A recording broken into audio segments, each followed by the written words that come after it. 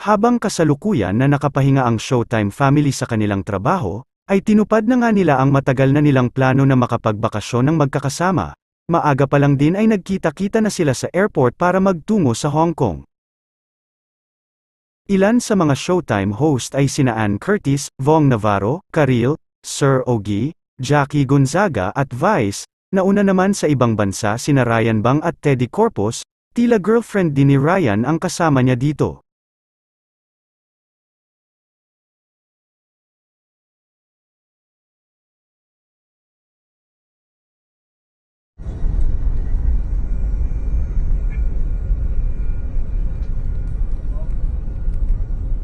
Tila kasama din naman si Ayon Perez dahil nagpost ito ng blurred na larawan ni Vice na may kasamang malita. Ipinagdiriwang din nila ngayon, ang kanilang second wedding anniversary.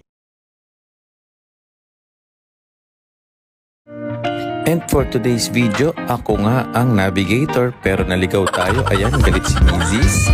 Nakatalikod, nagtatampo siya ng mga panahon yan.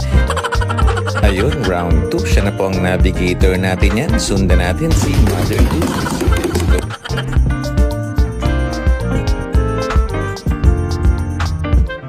At ayan na nga po, nahanap na natin ng Lim Hyung Quy, Dim Sum, and Cantonese cuisine.